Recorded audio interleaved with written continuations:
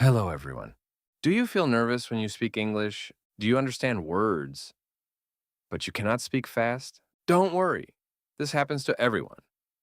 Today, we will practice easy English together. Slow, simple, clear.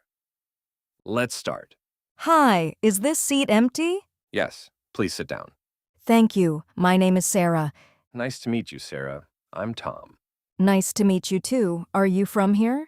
No, I'm from Canada. I moved here last month. Oh, that's exciting. Do you like this city? Yes, I like it a lot.